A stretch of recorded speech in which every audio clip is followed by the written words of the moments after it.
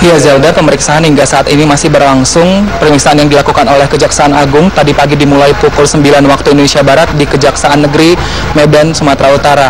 Dan hari ini akan ada 3 pejabat Sumatera Utara yang dipanggil, yaitu Daswan Purba yang merupakan pejabat peneliti kelengkapan dokumen pada tahun 2012-2013, Hasban Ritonga yang sekarang merupakan sekretaris dari daerah Pemprov Sumut yang dulunya pada tahun 2013 menjabat sebagai PLT Kepala Kabiro Bina Kemasyarakatan dan Sosial, dan juga Baharudin Siagian, mantan Kabiro Keuangan 2012-2013 yang tadi baru saja selesai diperiksa oleh Kejaksaan Agung.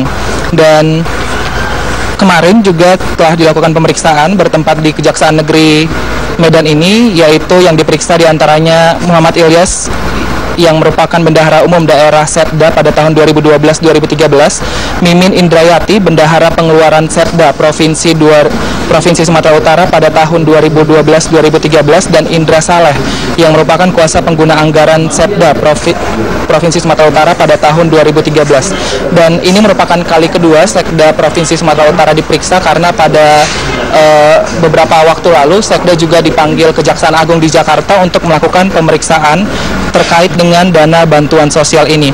Dan Kejaksaan Agung akan terus mengusut tuntas kasus ini untuk menetapkan tersangka terkait dugaan penyalahgunaan bansos. Dan untuk mengetahui info lebih lengkap, kita sudah bersama dengan Bapak Haris selaku Kepala Tindak Pidana Khusus dari Kejari Medan. Dan Pak, sejauh ini sudah apa progres dari pemeriksaan Kejaksaan Agung yang dilakukan hari ini, dan apa target dari Kejaksaan Agung? Kalau sampai saat ini Kejaksaan Agung yang kita tadi sama-sama lihat bahwasannya masih mengambil keterangan dan pengumpulan alat bukti. Fungsi dari Kejaksaan Negeri Medan hanya menyiapkan tempat dan mendukung setiap kegiatan apa yang dilakukan oleh Kejaksaan Agung, tim penyidik Kejaksaan Agung. Dan Pak, nantinya apakah ada koordinasi antara Kejari Medan dengan Kejari daerah? Apakah nanti Kejagung akan melakukan pemeriksaan lanjutan ke daerah-daerah, mengingat kasus ini juga mengaitkan daerah? Dalam hal nanti pelaksanaan kegiatan penyidikan mungkin nanti bisa tim yang bisa nanti menjelaskan. Namun kalau menurut dari Kejaksaan Negeri, kalau memang diperlukan mungkin bisa juga kita dilakukan. Berarti nanti kemungkinan akan ada kerjasama dengan Kejaksaan daerah, Kejaksaan Negeri daerah untuk melakukan pemeriksaan juga? Mungkin. Ya Zelda, itu tadi informasi yang kami dapatkan, Zelda. Baik, Wilson, lalu kemudian apakah juga akan ada rencana untuk memanggil para penerima dana bansos dan dana bantuan daerah bawahan?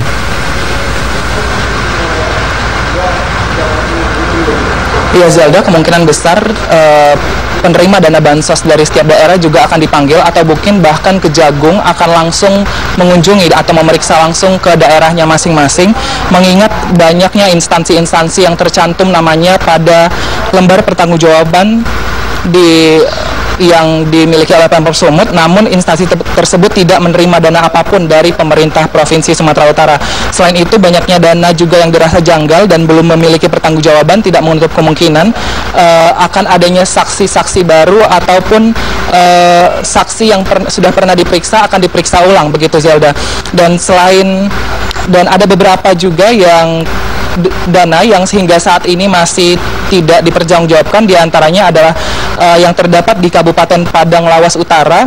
Di sini ada beberapa bangunan yang memakan dana sebesar 2 miliar rupiah, namun hingga saat ini bangunan itu masih terbengkalai dan masih tidak dibangun, tidak diteruskan pembangunannya. Di antaranya adalah gelanggang olahraga masyarakat yang dibangun, dan selain itu juga ada stadion dan kantor kecamatan yang juga hingga saat ini masih belum diteruskan pembangunannya. Bahkan untuk stadion sendiri masih hanya ada pancung-pancung pembangunan dan tidak ada progres lanjutan pembangunan hingga saat ini. Dan ini menunjukkan bahwa dana bantuan sosial ataupun dana bantuan daerah ini tidak disalurkan dengan tepat pada tahun 2011 hingga 2013 waktu lalu. Zelda, kembali ke studio. Wilson Purba melaporkan langsung dari Medan, Sumatera Utara. Kita beralih ke penetapan tersangka untuk pengacara senior OJK Ligis hari ini kembali digelar di Pengadilan Negeri Jakarta Selatan. Sidang pra-peradilan dilaksanakan karena tersangka OJK Ligis menilai penahanan terhadap dirinya tidak sah. OC diduga terkait dengan kasus suap hakim PT UN Medan, Sumatera Utara. Kita bergabung bersama rekan kami Heranov Al-Bashir langsung dari Pengadilan Negeri Jakarta Selatan. Heranov, apa agenda untuk sidang pra-peradilan OJK Ligis hari ini? Ya, Robert, agenda pemeriksaan saksi adalah agenda yang merupakan sidang lanjutan dari gugatan pra-peradilan yang diajukan oleh Otto Cornelius Kaligis, pengacara kondang, ke Pengadilan Negeri Jakarta Selatan. Sidang ini sudah dimulai pada pukul 9.30 waktu Indonesia Barat. Ada 5 hal yang digugat oleh OC Kaligis ke Pengadilan Negeri Jakarta Selatan. Yang pertama terkait dengan penetapan tersangka oleh OC Kaligis dari KPK karena tidak melalui proses penyidikan terlebih dahulu. Kemudian hal yang kedua, penangkapan dan penahanan tanpa disertakan surat apapun ke OC Kaligis. Kemudian hal lain yang dianggap tidak sah oleh kuasa hukum OC Kaligis, upaya isolasi yang dilakukan oleh KPK sejak tanggal 14 Juli hingga 21 Juli 2015. Hal yang kelima dianggap tidak sah oleh OCK, yaitu proses penyidikan yang dilakukan oleh KPK. Hal ini disampaikan karena cepatnya kinerja KPK menyidik perkara OC Kaligis kurang dari sebulan. KPK menyatakan berkas pemeriksaan OC Kaligis telah rampung dan disidangkan perdana pada Kamis 20 Agustus atau hari esok. Sidang dengan agenda pemeriksaan saksi-saksi ini menghadirkan dari kedua belah pihak, yaitu ada saksi ahli, saksi fakta dari kuasa hukum OC Kaligis dan juga dari pihak Komisi Anti Rasuah. Dan saat ini situasi di sidang lanjutan gugatan pra-peradilan ini masih berlangsung, masih mendengarkan keterangan dari saksi ahli dari pihak OC Kaligis. Sidang pra-peradilan sudah dimulai kemarin, Robert, dengan agenda pembacaan permohonan gugatan pemohon, tapi juga ada jawaban termohon sekaligus replik dan duplik. Robert. Ya, sidang pra-peradilan masih terus berjalan, tapi besok rencananya dari Pengadilan Tindak Pidana Korupsi akan memulai dari persidangan OC Kaligis. Lalu bagaimana kelanjutan dari sidang pra-peradilan? Ya, esok rencananya akan digelar sidang perdana atau sidang pokok perkara OC Kaligis yang dilimpahkan atau sudah P21 ke Pengadilan Tipikor.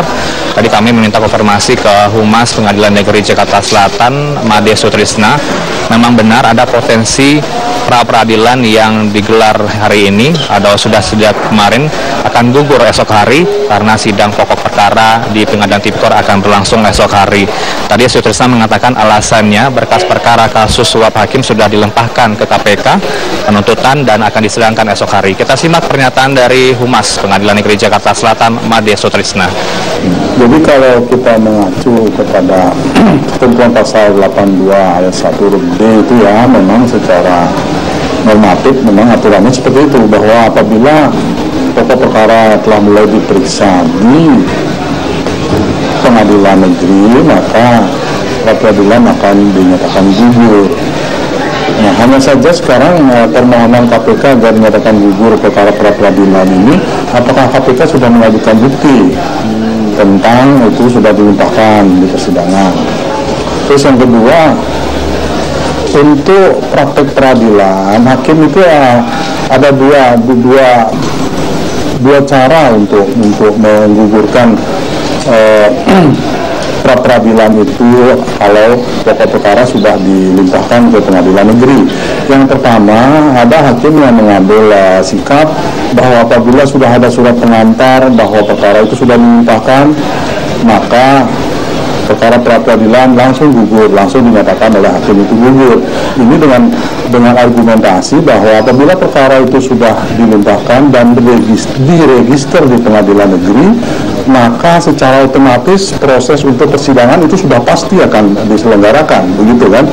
Nah, ada juga hakim yang menganggap bahwa harus ada berita acara dulu bahwa persidangan pertama sudah dimulai dengan pembacaan surat dakwaan di depan persidangan. Itu ada juga hakim yang mengambil jalan seperti itu.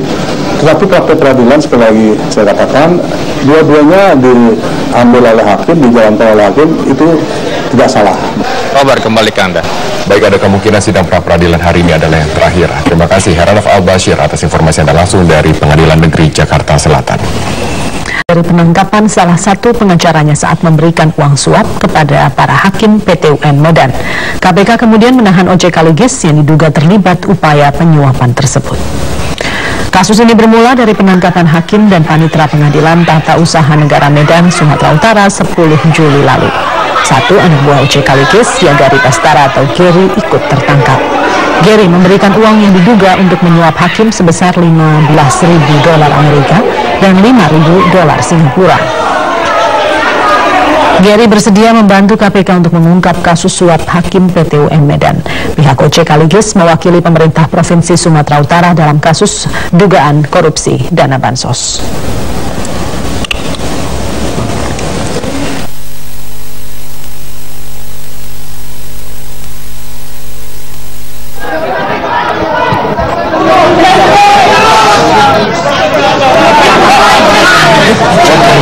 Berperan dalam kasus penyuapan yang dilakukan anak buahnya kepada hakim dan panitera PT UN Medan.